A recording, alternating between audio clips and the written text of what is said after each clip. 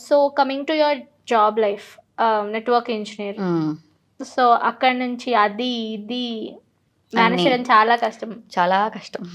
So how? ఎలా?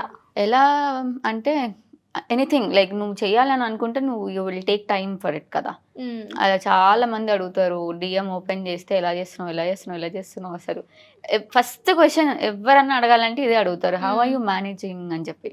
Both 9-5 and also content. నేను job వదిలేసి ఒక 4 మంత్స్ అవుతుంది అంతే.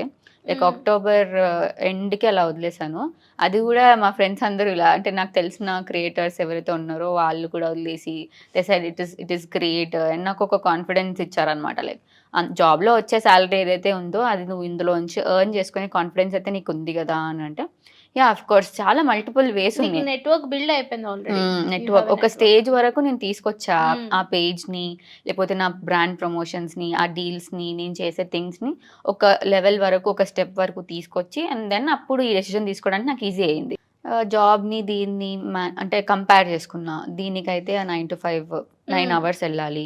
ఓకే. అది కూడా నేను ఎంజాయ్ చేసేదాన్ని. అది కూడా నా 100% ఇచ్చేదాన్ని. అక్కడ కూడా మంచిగా రిలేషన్‌షిప్స్ ఉన్నాయి. ఐ మీన్ మా కొలీగ్స్‌తో గానీ, వాళ్ళు నన్ను సపోర్ట్ చేసే విధానం గానీ, నాకు ఈ షిఫ్ట్ కావాలంటే ఆ షిఫ్ట్‌లోనే పెట్టడము. నేను మంచిగానే వర్క్ చేస్తా. అందులో కూడా ఏం టైమ్ పాస్ చేసి ఇలా ఎళ్లి వచ్చేయను. హ్మ్.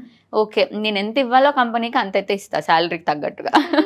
సో, ఇది చేసి మళ్ళీ ఎళ్ళడానికి ఒక గంట, రావడానికి ఒక గంట, రెడీ అవ్వడానికి ఒక గంట అలా ఉంటుంది కదా! అవును. ఆల్‌మోస్ట్ హాఫ్ మనకుండే డే టైమ్‌లో ఆల్‌మోస్ట్ ఇదే తీసుకుంటుంది. బట్ హ్మ్. దెన్ సేమ్ కంపేర్ చేస్తే మనీ వైస్‌గా కంపేర్ చేస్తే, ఎఫర్ట్ వైస్‌గా కంపేర్ చేస్తే ఇది మంచిగా చేసి చూద్దాం అనేది. ఇంకొక రీజన్ నాకు నేను చెప్పుకున్నది ఏంటి అంటే ఈ ఏజ్‌లోనే నేను కాంటెంట్ చేయగలను. నేను ఇలా ఉన్న రోజంత వరకు నేను కాంటెంట్ అవును. చేయగలను. రేపొద్దున నాకు పెళ్ళైనా, లేకపోతే ఇంకేదైనా extra efforts are extra responsibilities నా లైఫ్‌లో నాకు హ్మ్. యాడ్ అయినా సరే, I may not do this way అన్నట్టుగా.